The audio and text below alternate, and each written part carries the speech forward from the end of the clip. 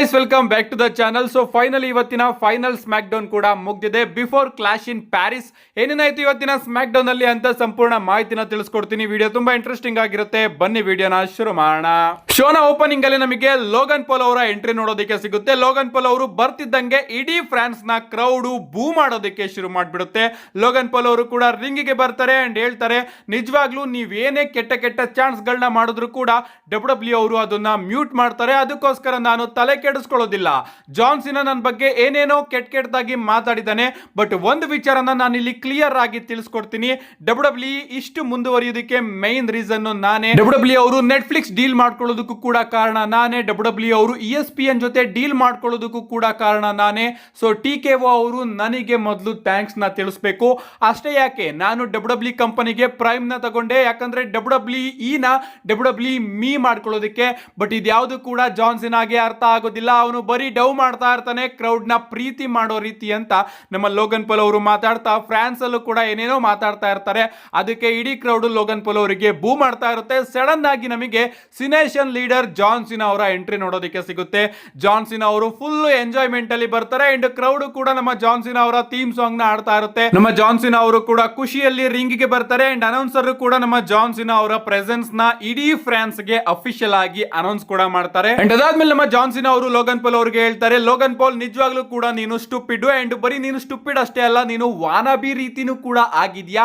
And ನೀನ್ ಹೇಳ್ದೆ ಅಲ್ವಾ, ನೀನು ನೆಟ್ಫ್ಲಿಕ್ಸ್ ಆಗಿ ESPN ನ ತಗೊಂಡು ಬಂದಿದ್ಯಾ ಅಂತ. ಅದು ನಿನ್ನಿಂದ ಬಂದಿಲ್ಲ, ಬದಲಿಗೆ ಇನ್ಫ್ಲೂಯೆನ್ಸ್ ಇಂದ ಬಂದಿದೆ. ಯಾರ ಇನ್ಫ್ಲೂಯೆನ್ಸ್ ಇಂದ ಅಂದ್ರೆ ನಮ್ಮೆಲ್ಲರ ಇನ್ಫ್ಲೂಯೆನ್ಸ್ ಇಂದ. ಅಂಡ್ ಇನ್ಫ್ಲೂಯೆನ್ಸ್ ಬಗ್ಗೆ ಮಾತಾಡೋದಾದ್ರೆ ನಾನು ರೀಸೆಂಟ್ ಆಗಿ ಗೂಗಲ್ ಅಲ್ಲಿ ಸರ್ಚ್ ಮಾಡಿದೆ ಟಾಪ್ 25 ಇನ್ಫ್ಲೂಯೆನ್ಸರ್ಸ್ ಗಳ ಲಿಸ್ಟ್ ನ, ಅಂಡ್ ಅದರಲ್ಲಿ ನಿನ್ನ ನೇಮ್ ಇರಲಿಲ್ಲ, ಬದಲಿಗೆ ಸ್ಪೀಡ್ ಆಗಿ KSI ಅವರ ನೇಮ್ ಕೂಡ ಇತ್ತು. ಬಟ್ ನೀನು ಅಲ್ಲೆಲ್ಲೂ ಕೂಡ ನೋಡೋದಿಕ್ಕೇನೆ ಸಿಗ್ಲಿಲ್ಲ. ನೀನು ಚಿಕ್ಕ ವಯಸ್ಸಿಂದನೂ ಕೂಡ ಫನ್ನಿ ಆಗಿ ಪ್ರಾಂಕ್ ವಿಡಿಯೋಸ್ ಗಳನ್ನ ಮಾಡ್ಕೊಂಡು ಬಂದಿರಬಹುದು, ಬಟ್ ಈ ಒಂದು ಬಿಸ್ನೆಸ್ ಅಲ್ಲಿ ಅದ್ಯಾವುದು ಕೂಡ ನಡೆಯೋದಿಲ್ಲ. ನಿಜವಾಗ್ಲೂ ಕೂಡ ನಿನ್ನಲ್ಲಿ ಟ್ಯಾಲೆಂಟ್ ಇದೆ, ಬಟ್ ಅದನ್ನೆಲ್ಲದನ್ನು ಕೂಡ ನೀನು ಹಾಳು ಮಾಡ್ಕೋತಾ ಇದೀಯಾ.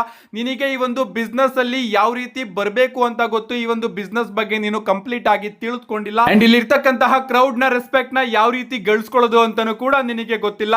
ನಿಜವಾಗ್ಲೂ ಅವ್ರಿದ್ರೇನೆ ನಾವೆಲ್ಲರೂ ಕೂಡ ಇಲ್ಲಿ ಇರೋದಕ್ಕೆ ಸಾಧ್ಯ. ಈಗ ನಿನಗೆ ಇನ್ನ ಒಂದು ಎಕ್ಸಾಂಪಲ್ ನ ಕೊಡ್ತೀನಿ ಅಂತ ಹೇಳಿ ನಮ್ಮ ಜಾನ್ ಸಿನಾ ಅವರು ಸೀದಾ ರಿಂಗ್ ನ ಲೀವ್ ಮಾಡಿ ಕ್ರೌಡ್ ಕಡೆ ಹೋಗ್ತಾರೆ.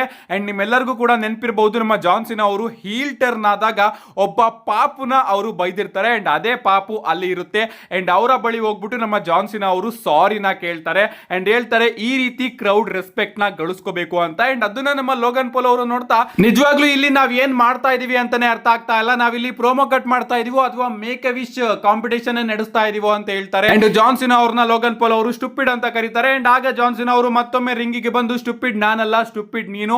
ಅಂಡ್ ನೀನು ಈಗ ಬ್ರಾಸ್ ನಕಲ್ಸ್ ನ ಹಾಕೊಂಡು ಅಟ್ಯಾಕ್ ಮಾಡ್ತಾ ಇದೀಯ ಅಲ್ವಾ, ಅದನ್ನ ನಾನು ತುಂಬಾ ವರ್ಷಗಳ ಹಿಂದೆನೆ ವರ್ಲ್ಡ್ ವೈಡ್ ಇಂದ ಅಟ್ಯಾಕ್ ಮಾಡಿದ್ದೀನಿ. ಏನೇ ಆಗ್ಲಿ, ನಾನು ಇಷ್ಟು ದಿನ ಹೇಳ್ತಾ ಇದ್ದೆ ನಾನು ಈ ಒಂದು ರೆಸ್ಲಿಂಗ್ ನ ರಿಯೂಂಡ್ ಮಾಡ್ತೀನಿ, ರೆಸ್ಲಿಂಗ್ ನ ಹಾಳು ಮಾಡ್ತೀನಿ ಅಂತ. ಬಟ್ ಕ್ಲಾಶ್ ಇನ್ ಪ್ಯಾರಿಸ್ ಅಲ್ಲಿ ನಿಜವಾಗ್ಲೂ ರೆಸ್ಲಿಂಗ್ ಲೋಗನ್ ಪಾಲ್ ನಿನ್ನನ್ನ ಹಾಳು ಮಾಡುತ್ತೆ ಅಂತ ಹೇಳಿ ನಮ್ಮ ಜಾನ್ ಸಿನಾ ಅವರು ಅಲ್ಲಿಂದ ಹೊರಟೋಗ್ತಾರೆ. ಓವರ್ ಆಲ್ ಈ ಒಂದು ಪ್ರೋಮೋ ಬ್ಯಾಟಲ್ ಕೂಡ ಚೆನ್ನಾಗಿತ್ತು ಅಂಡ್ ಸ್ಮ್ಯಾಕ್ ಡೌನ್ ಓಪನಿಂಗ್ ಅದ್ಭುತವಾಗಿ ಆಗಿತ್ತು. ಇದಾದ್ಮೇಲೆ ನಮಗೆ ವಿಮೆನ್ಸ್ ಟ್ಯಾಗ್ ಟೀಮ್ ಚಾಂಪಿಯನ್ಶಿಪ್ ಗೆ ಒಂದು ಟ್ಯಾಗ್ ಟೀಮ್ ಮ್ಯಾಚ್ ನೋಡೋದಕ್ಕೆ ಸಿಗಬೇಕಾಗಿರುತ್ತೆ. Piper and fire versus Alexa Bliss ಹಾಗೆ ಶಾರ್ಲೆಟ್ ಫ್ಲೇರ್ ಅವರ ನಡುವೆ.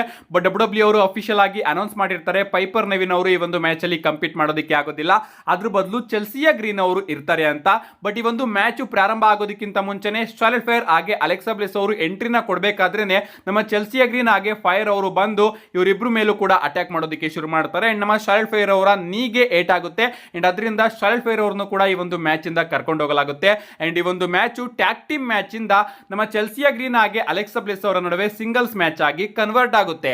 ಇನ್ನ ಈ ಒಂದು ಮ್ಯಾಚ್ ಕಡೆ ಬರೋದಾದ್ರೆ ಮ್ಯಾಚ್ ಡಿಸೆಂಟ್ ಆಗಿತ್ತು. ಅಂಡ್ ಈ ಒಂದು ಮ್ಯಾಚ್ ನ ಎಂಡಿಂಗ್ ಅಲ್ಲಿ ನಮ್ಮ ಅಲೆಕ್ಸಾ ಬ್ಲಿಸ್ ಅವರು ಚೆಲ್ಸಿ ಗ್ರೀನ್ ಅವ್ರನ್ನ ರೋಲ್ ಅಪ್ ಮಾಡಿ ಪಿನ್ ಮಾಡಿ ವಿಕ್ಟರಿನ ಗಳಿಸ್ಕೊತಾರೆ. ಗೆದ್ದಾದ್ಮೇಲೆ ನಮ್ಮ ಚೆಲ್ಸಿಯಾ ಗ್ರೀನ್ ಹಾಗೆ ಫೈರ್ ಅವರು ಸೇರ್ಕೊಂಡು ಅಲೆಕ್ಸಾ ಬ್ಲಿಸ್ ಅವರ ಮೇಲೆ ಬ್ರೂಟಲ್ ಆಗಿ ಅಟ್ಯಾಕ್ ಮಾಡ್ತಾ ಇರ್ತಾರೆ. ಅವರನ್ನ ಕಾಪಾಡೋದಕ್ಕೆ ಏಟ್ ಆಗಿದ್ರು ಕೂಡ ನಮ್ಮ ಶಾರ್ಲೆಟ್ ಫ್ಲೇರ್ ಅವರು ಬರ್ತಾರೆ, ಕಾಪಾಡೋದಕ್ಕೆ ಟ್ರೈ ಮಾಡ್ತಾರೆ. ಬಟ್ 2-on-1 ಸಿಚುಯೇಷನ್ ನಮಗೆ ನೋಡೋದಕ್ಕೆ ಸಿಗುತ್ತೆ. ಮತ್ತೊಮ್ಮೆ ನಮ್ಮ ಚೆಲ್ಸಿಯಾ ಗ್ರೀನ್ ಹಾಗೆ ಆಲ್ಬಾ ಫೈರ್ ಅವರು ಸೇರ್ಕೊಂಡು ಅಲೆಕ್ಸಾ ಬ್ಲೆಸ್ ಹಾಗೆ ಶಾರ್ಲೆಟ್ ಫ್ಲೇರ್ ಅವರ ಮೇಲೆ ಬ್ರೂಟಲ್ ಆಗಿ ಅಟ್ಯಾಕ್ ಮಾಡಿ ರಿಂಗ್ ಮೇಲೆ ಸ್ಟಾಂಡ್ ಟಾಲ್ ಆಗಿ ನಿಂತ್ಕೋತಾರೆ. ಇದಾದ್ಮೇಲೆ ನಮಗೆ ಕಿಯಾನಾ ಜೇಮ್ಸ್ ಹಾಗೆ ಮಿಚಿನ್ ಅವರ ನಡುವೆ ಒಂದು ಸಿಂಗಲ್ಸ್ ಮ್ಯಾಚ್ ನೋಡೋದಕ್ಕೆ ಸಿಗುತ್ತೆ. ಇದನ್ನ ಮ್ಯಾಚ್ ಅಂತನಾದ್ರೂ ಯಾವ ರೀತಿ ಹೇಳೋಣ, ಸ್ಟಾರ್ಟಿಂಗ್ ಅಲ್ಲಿ ನಮ್ಮ ಕಿಯಾನಾ ಅವರು ಪರ್ಸ್ ಅಲ್ಲಿ ಮಿಚಿನ್ ಅವರ ಮೇಲೆ ಅಟ್ಯಾಕ್ ಮಾಡೋದಕ್ಕೆ ಬರ್ತಾರೆ. ಬಟ್ ಅದನ್ನ ಡಾಚ್ ಮಾಡಿ ನಮ್ಮ ಮಿಚಿನ್ ಅವರು ಈ ಒಂದು ಮ್ಯಾಚ್ ಅಲ್ಲಿ ಕಿಯಾನಾ ಅವರನ್ನ ಪಿನ್ ಮಾಡಿ ವಿಕ್ಟರಿನ ಗಳಿಸ್ಕೋತಾರೆ. ಗೆದ್ದಾದ್ಮೇಲೆ ನಮ್ಮ ಜೂಲಿಯಾ ಅವರು ಬಂದು ಮಿಚಿನ್ ಅವರ ಮೇಲೆ ಅಟ್ಯಾಕ್ ಮಾಡೋದಕ್ಕೆ ಶುರು ಮಾಡ್ತಾರೆ. ಸ್ಟೀಲ್ ಸ್ಟೆಪ್ಸ್ ಗೆಲ್ಲ ನಮ್ಮ ಮಿಚಿನ್ ಅವರನ್ನ ಓಡಿಸಿ ನಮ್ಮ ಜೂಲಿಯಾ ಹಾಗೆ ಕಿಯಾನಾ ಜೇಮ್ಸ್ ಅವರು ಮಿಚಿನ್ ಅವರ ಮೇಲೆ ಬ್ರೂಟಲ್ ಆಗಿ ಅಟ್ಯಾಕ್ ಮಾಡಿದ್ದಾರೆ. ಇದಾದ್ಮೇಲೆ ನಮಗೆ ಕ್ರೌಡ್ ಕಡೆಯಿಂದ ಡ್ರೂ ಮ್ಯಾಕೆಂಟೈರ್ ಅವರ ಎಂಟ್ರಿ ನೋಡೋದಕ್ಕೆ ಸಿಗುತ್ತೆ. ನಮ್ಮ ಡ್ರೂ ಮ್ಯಾಕೆಂಟೈರ್ ಅವರು ಬಂದು ಮೊದಲನೇದಾಗಿ ರ್ಯಾಂಡಿ ಆರ್ಟನ್ ಇಲ್ಲೆಲ್ಲೂ ಕೂಡ ಔಚ್ಕೊಂಡು ಕೂತ್ಕೊಂಡಿಲ್ಲ ಅಲ್ವಾ, ಅದೇ ರೀತಿ ರಿಂಗ್ ಸಂಧಿ ಮಲಗಿಲ್ಲ ಅಲ್ವಾ, ಓಕೆ. ಅಂಡ್ ಮೈಕಲ್ ಕೋಲ್ ಬಳಿ ಹೋಗ್ಬಿಟ್ಟು ಮೈಕಲ್ ಕೋಲ್ ಕೋಡಿ ರೋಡ್ಸ್ ಅವರ ಹೆಲ್ತ್ ಬಗ್ಗೆ ಏನಾದ್ರೂ ಅಪ್ಡೇಟ್ ಇದೆಯಾ ಅಂತಾನು ಕೂಡ ಕೇಳ್ತಾರೆ. ನಮ್ಮ ಮೈಕಲ್ ಕೋಲ್ ಅವರು ಇಲ್ಲ ಅಂತ ಹೇಳ್ತಾರೆ. ಅದಕ್ಕೆ ನಮ್ಮ ಡ್ರೂ ಮ್ಯಾಕೆಂಟೈರ್ ಅವರು ಸೀದಾ ರಿಂಗಿಗೆ ಬಂದು ಓಕೆ ಯಾವುದೇ ರೀತಿಯ ಅಪ್ಡೇಟ್ ಇಲ್ವಂತೆ, ಸೊ ರ್ಯಾಂಡಿ ಆರ್ಟನ್ ನೀನೇನಾದ್ರೂ ಗಂಡ್ಸಾಗಿದ್ರೆ ಈಗ ಡೈರೆಕ್ಟ್ ಆಗಿ ನೀನು ನನ್ನ ಮೇಲೆ ಬರಬಹುದು, ಮ್ಯಾನ್ ಟು ಮ್ಯಾನ್ ಬಂದು ನಿಂತ್ಕೊಂಡು ಮಾತಾಡು. ಅದೇ ರೀತಿ ಈ ಕ್ರೌಡ್ ಕೂಡ ಕಾಯ್ತಾ ಇದ್ದಾರೆ ನಿನ್ನ ಆ ಒಂದು ಥೀಮ್ ಸಾಂಗ್ ನ ಆಡೋದಕ್ಕೆ ಅಂತ ನಮ್ಮ ಡ್ರೂ ಮ್ಯಾಕೆಂಟೈರ್ ಅವರು ರ್ಯಾಂಡಿ ಆರ್ಟನ್ ಅವ್ರನ್ನ ಕಾಲ್ ಔಟ್ ಮಾಡ್ತಾರೆ. ಅಂಡ್ ಸಡನ್ ಆಗಿ ನಮಗೆ ರ್ಯಾಂಡಿ ಆರ್ಟನ್ ಅವರ ಎಂಟ್ರಿ ಕೂಡ ನೋಡೋದಕ್ಕೆ ಸಿಗುತ್ತೆ. ಇಡೀ ಕ್ರೌಡ್ ರ್ಯಾಂಡಿ ಆರ್ಟನ್ ಅವರ ಥೀಮ್ ಸಾಂಗ್ ನ ಆಡ್ತಾ ಇರುತ್ತೆ. ಅದನ್ನೆಲ್ಲ ಕೇಳಿಸ್ಕೊಂಡು ನಮ್ಮ ರ್ಯಾಂಡಿ ಆರ್ಟನ್ ಅವರು ತುಂಬಾನೇ ಎಂಜಾಯ್ಮೆಂಟ್ ಇಂದ ರಿಂಗಿಗೆ ಬರ್ತಾರೆ. ಅಂಡ್ ಆಗ ನಮ್ಮ ಡ್ರೂ ಮ್ಯಾಕೆಂಟೈರ್ ಅವರು ಹೇಳ್ತಾರೆ, ರ್ಯಾಂಡಿ ಆರ್ಟನ್ ಈಗ ನಿನಗೆ ತೃಪ್ತಿ ಆಯ್ತಾ? ತೃಪ್ತಿ ಆಗಿದ್ರೆ ನನ್ನ ಮಾತನ್ನ ನೀನು ಸ್ವಲ್ಪ ಕೇಳು. ಕಳೆದ ವಾರ ನೀನ್ ನನ್ನ ಮೇಲೆ ಅಟ್ಯಾಕ್ ಮಾಡಿದೆ, ನನಗೆ ಗೊತ್ತು ನೀನ್ ಯಾಕೆ ನನ್ನ ಮೇಲೆ ಅಟ್ಯಾಕ್ ಮಾಡಿದೆ ಅಂತ. ಸಮ್ಮರ್ ಸ್ಲ್ಯಾಮ್ ನ ದ್ವೇಷನ ನೀನು ಕಳೆದ ವಾರ ತೀರಿಸ್ಕೊಳ್ಳೋದಕ್ಕೆ ಅಟ್ಯಾಕ್ ಮಾಡಿದೆ ಅಂತ ಅನ್ಕೋತೀನಿ. ಅಷ್ಟೇ ಅಲ್ಲ, ನೀನು ಕೋಡಿ ರೋಡ್ಸ್ ಅವರ ಮೇಲೆ ಇರ್ತಕ್ಕಂತಹ ಪ್ರೀತಿಗೋಸ್ಕರನು ಕೂಡ ನನಗೆ ಅಟ್ಯಾಕ್ ಮಾಡಿರಬಹುದು. ಬಟ್ ಒಂದು ವಿಚಾರನ ನಾನಿಲ್ಲಿ ಅರ್ಥ ಮಾಡಿಸ್ತೀನಿ. ಅಂಡ್ ಅದನ್ನ ಅರ್ಥ ಮಾಡ್ಕೊಂಡ್ರೆ ನಾನು ವಿಷಯಗಳನ್ನ ಯಾವ ತರ ನೋಡ್ತೀನೋ ಅದೇ ರೀತಿ ನೀನು ಕೂಡ ನೋಡೋದಕ್ಕೆ ಶುರು ಮಾಡ್ಕೋಬಹುದು. ಮೊದಲನೇದಾಗಿ ಕೋಡಿ ರೋಡ್ಸ್ ನಿನ್ನ ಫ್ರೆಂಡ್ ಅಲ್ಲ. ಕೋಡಿ ರೋಡ್ಸ್ ನಿನ್ನ ಬುದ್ಧಿನ ಮೆನಿಪುಲೇಟ್ ಮಾಡ್ತಾ ಇದ್ದಾನೆ. ಅವನೊಬ್ಬ ಪೊಲಿಟಿಷಿಯನ್. ನಿಜವಾಗ್ಲೂ ನೀನು ಬ್ಯಾಕ್ ಇಂಜುರಿಯಿಂದ ತುಂಬಾ ವರ್ಷಗಳ ಕಾಲ ಮನೆಯಲ್ಲಿ ಇದ್ದಾಗ ಕೋಡಿ ರೋಡ್ಸ್ ನಿನಗೆ ಕಾಂಟ್ಯಾಕ್ಟ್ ಮಾಡಿರಬಹುದು, ನಿನ್ ಜೊತೆ ಅಂಟ್ಕೊಂಡು ಇರಬಹುದು. ಬಟ್ ಅವನು ಫ್ರೆಂಡ್ ಆಗಿರೋದಕ್ಕೆ ನಿನ್ ಜೊತೆ ಇರಲಿಲ್ಲ, ಬದಲಿಗೆ ನಿನ್ನ ವೀಕ್ನೆಸ್ ನ ತಿಳ್ಕೊಳ್ಳೋದಕ್ಕೆ ನಿನ್ ಜೊತೆ ಇದ್ದ. ಉದಾಹರಣೆಗೆ ಕಿಂಗ್ ಆಫ್ ದ ರಿಂಗ್ ನ ಫೈನಲ್ಸ್ ಮ್ಯಾಚ್ ಅಲ್ಲಿ ನೀನು ಕೋಡಿ ರೋಡ್ಸ್ ಅವರಿಗೆ ಪಂಡ್ ಕಿಕ್ ನ ಹೊಡೆಯೋದಕ್ಕೆ ಎಸಿಟೇಟ್ ಮಾಡಿದೆ, ಇಂಜರ್ದೆ. ಬಟ್ ಕೋಡಿ ರೋಡ್ಸ್ ಆ ರೀತಿ ಮಾಡಲಿಲ್ಲ. ಅವನು ನಿನ್ನ ಬ್ಯಾಕ್ ನ ಟಾರ್ಗೆಟ್ ಮಾಡ್ದ, ಯಾಕಂದ್ರೆ ಗೊತ್ತಿತ್ತು ನಿನಗೆ ಅಲ್ಲಿ ಇಂಜುರಿ ಆಗಿದೆ ಅಂತ. ಸೊ ಅವನು ನಿನ್ನ ನಿಜವಾದ ಗೆಳೆಯ ಅಲ್ಲ. ಅಂಡ್ ನೀನೇನಾದ್ರೂ ಇನ್ನೂ ಕೂಡ ಕೋಡಿ ರೋಡ್ಸ್ ಅವ್ರನ್ನ ನಿನ್ನ ಫ್ರೆಂಡ್ ಅಂತ ಅನ್ಕೊಂಡಿದ್ರೆ ನಿಜವಾಗ್ಲೂ ನಿನಗಿಂತ ದೊಡ್ಡ ಸ್ಟುಪಿಡ್ ಈ ಜಗತ್ತಲ್ಲೇ ಇಲ್ಲ ಅಂತ ನಮ್ಮ ಡ್ರೂ ಮ್ಯಾಕೆಂಟೈರ್ ಅವರು ರ್ಯಾಂಡಿ ಆರ್ಟನ್ಗೆ ಹೇಳ್ತಾರೆ. ನಮ್ಮ ರ್ಯಾಂಡಿ ಆರ್ಟನ್ ಅವರು ಕೂಡ ಹೇಳ್ತಾರೆ, ಡ್ರೂ ಮ್ಯಾಕೆಂಟೈರ್ ನಿಜವಾಗ್ಲೂ ಕೂಡ ನೀನು ವಿಚಾರನ ತುಂಬಾನೇ ಕಾಂಪ್ಲಿಕೇಟ್ ಮಾಡ್ತಾ ಇದೀಯಾ. ಏನೇ ಆಗ್ಲಿ, ಕೋಡಿ ರೋಡ್ಸ್ ಅವರು ನನ್ನ ಫ್ರೆಂಡು, ಅದಕ್ಕೋಸ್ಕರ ಅವರ ವಿರುದ್ಧ ಸೇಡನ್ನ ತೀರಿಸ್ಕೊಳ್ಳೋದಕ್ಕೆ ನಾನಲ್ಲಿ ಬಂದು ನಿನ್ ಮೇಲೆ ಅಟ್ಯಾಕ್ ಮಾಡಲಿಲ್ಲ. ನಾನು ಯಾಕೆ ಅಟ್ಯಾಕ್ ಮಾಡಿದೆ ಅಂದ್ರೆ ನೀನೊಬ್ಬ ಆಸೋಲು, ಅದಕ್ಕೋಸ್ಕರ ನಾನು ನಿನ್ ಮೇಲೆ ಅಟ್ಯಾಕ್ ಮಾಡಿದೆ ಅಂತ ಹೇಳ್ತಾರೆ. ಸಡನ್ ಆಗಿ ನಮ್ಮ ಡ್ರೂ ಮ್ಯಾಕೆಂಟೈರ್ ಅವರು ಹಂಗೆ ಒಂದು ಹೆಡ್ ಬಟ್ ನ ಕನೆಕ್ಟ್ ಮಾಡ್ತಾರೆ ರ್ಯಾಂಡಿ ಆರ್ಟನ್ ಅವರಿಗೆ.